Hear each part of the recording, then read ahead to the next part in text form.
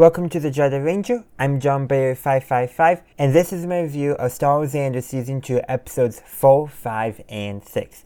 Episode 4 is Have You Ever Been to Gorman? Episode 5 is I Have Friends Everywhere, and Episode 6 is What a Festive Evening.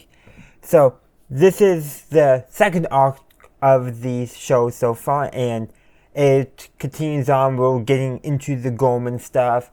Cyril has been tasked basically by the Empire, by Deda, to go to Gorman, heading the Imperial Bureau of Standards Division office there in order to, get in contact with the Gorman Front, because they want to, try to provoke the Gorman Front into doing something so that way they can justify, harsher realities, harsher reprisals on Gorman because of everything they want to do and the minerals they want to extract from Gorman. And that stuff eventually comes together with everything going on with Cassian, Lucen, and also we got Cinta and Vel back as well. Because Lucen wants to see what they're all about because they're making a little more noise, nothing violent yet. And so he sends Cassian to investigate, and basically Cassian says, yeah, they don't know what they're doing. And he thinks it would be a waste of time to go there while Ventus and Cinta and Vel were already sent in. Lucen already clearly had planned that to basically advise them on what to do and how to actually accomplish a heist against the Empire. And the heist does go on in the final episode along the same time while Lucen's assistant, whose name is escaping my brain, is using Lucen's asset in the ISB to block other people from seeing her remove a listening device that they had put in a piece of artwork that was put in, I forget his name, but the father of the groom who married Mom Monster's daughter. By the way, Mom Monster was in that room while our listening device was being removed, as well as Olsen Krennic and a bunch of other people as well. So that was just a crazy thing going on there. How did that go on? But the device gets removed, and Lucen's feeling a little better because you can tell throughout these past 3 episodes, Lucen was getting more and more agitated. The stress is clearly getting to him, but removing that listening device and then being able to crack a joke afterwards, he seems to be getting a little better. That joke, if they had actually acted on that joke before he told the joke, Rogue One would have been gone very differently if Krennic was in the picture. There's several other things as well going on. Cassian's actually kind of a minor player in these 3 episodes. His main role, like I said, was to investigate the Gorman Front, see what they're all about, and report back to Lucen. But a bigger part of his story, along with Bix's story, is a little bit about the relationship, but more about helping Bix overcome her demons, because the torture that she suffered by the hands of that ISB doctor back in season 1 have not left her. It has left lasting scars. It's making her not sleep well and all that, making her turn to some kind of sleep aid that won't help her in the long run. Also, honestly, everyone's also starting to get mad at Lucen. Bix not as much as Cassian, but Cassian is definitely mad that Lucen spoke to Bix and didn't tell him, and basically because he thinks Lucen's overworking her, and yeah, kind of in her mental state, she probably is being overworked a bit.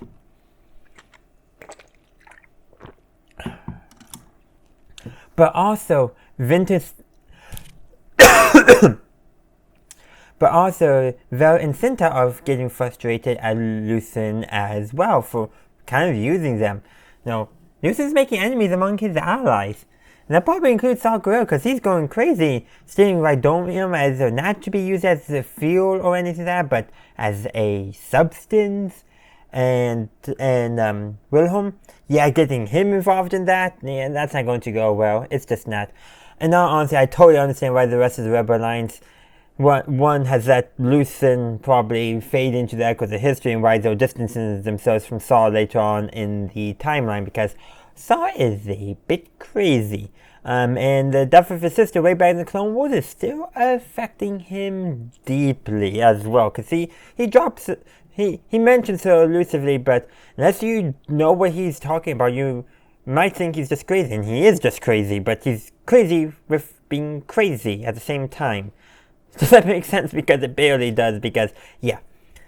And, clearly that, though, he wasn't doing that to hurt the Empire. He was doing that for really personal reasons.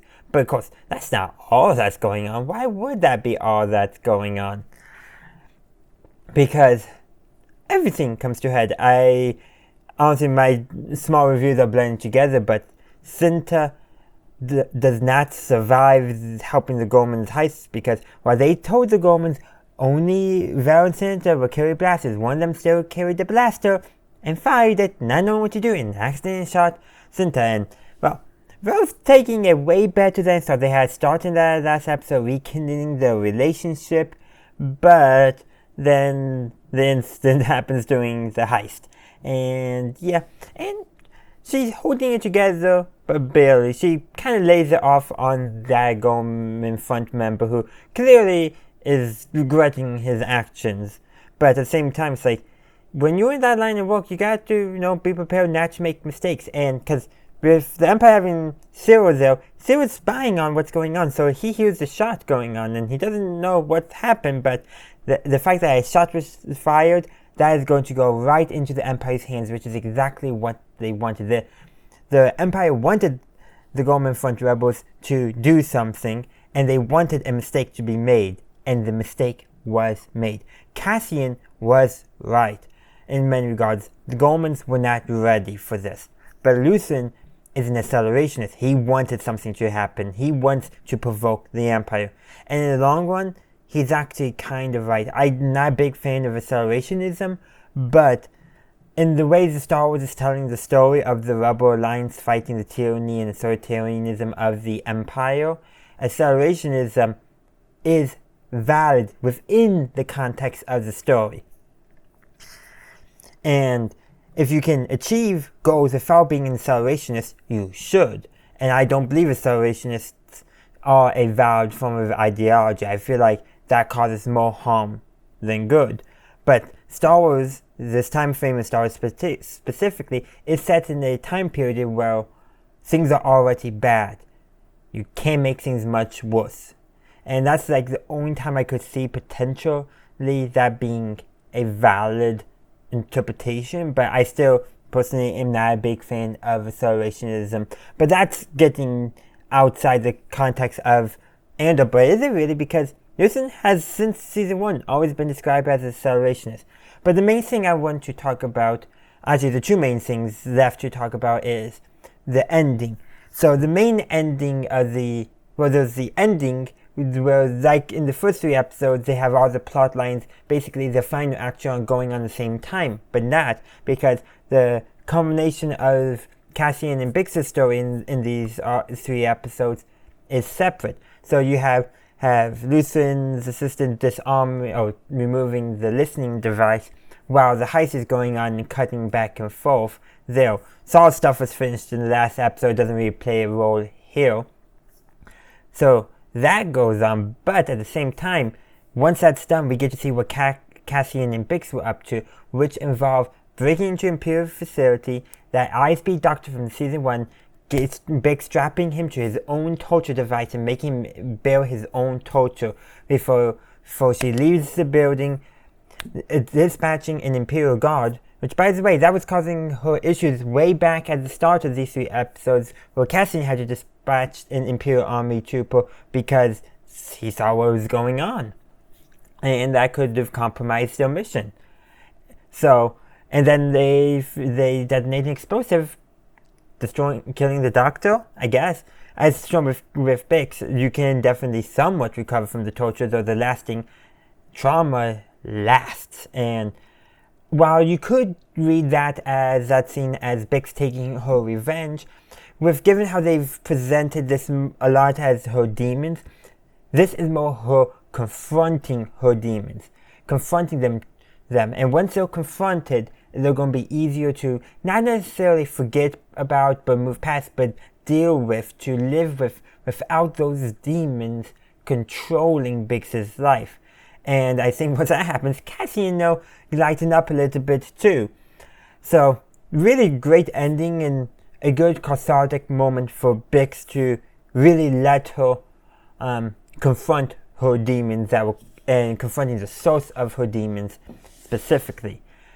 Now, is there more to talk about? Oh, definitely. Small things here and there, such as the Gormans are given a French accent. I don't know how close the language is to actual French. I don't know enough words in French. I can say bonjour, au revoir, I can count, but anything major, no. Yeah, not that knowledgeable. But giving the Gormans that French connection, they did the same thing with the Twi'leks as well.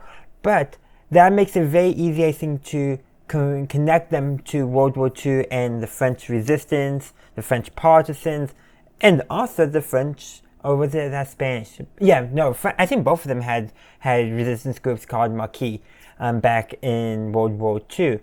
But I think that's fitting because Gormans are known for their fabric, their silk, which comes from spiders. And while that silk is normally historically more associated with China than France, fashion is associated with France, and so that's a good connection to draw on. But also, by connecting them to French and French culture, with the use of the accent, the same thing as they did with Twi'leks, we can connect them to a group that is well known for resisting authoritarianism, for standing up for the rights. There's a reason why the French Revolution is such a big deal in history. Well, even in U.S. history classes, the French Revolution is mentioned in more than just passing. We probably know more about the French Revolution from U.S. history classes than we do the glorious revolution in the U.K. and everything with that and the lead up to that. Did I say UK when I meant US earlier? It doesn't matter too much. But it does matter, but not for the context of this discussion, where that association to the French with resistance, with rebellion, with overthrowing tyranny is, I think, a very deliberate choice by Tony Gilroy and everyone else involved in Star Wars Andor Season 2. It helps create a sense that we can relate to, a sense that helps confirm, that helps establish something without spelling something outright. Because when you spell something outright, you might be able to lose some nuance. You maybe even fail to convey something, but using things like music, which Andor has done a phenomenal job, and accents, you can start conveying stuff. They give Saw a very whispery, raspy voice, and that conveys that he's maybe not all there. That conveys something that them just saying it outright would not have been able to. And the Gorman French-inspired accent does that as well. So if there's more we want to say, the comment section is open down below, so let's keep the discussion going on there. Thank you for watching my video. I do hope you enjoyed it. If you did, please be sure to give this video a like and share. Also, consider subscribing to my channel to stay up to date on all my latest content. In the meantime, thank you for watching, and as always, have a good day, a good night, wherever you are. May the Force be with you, always.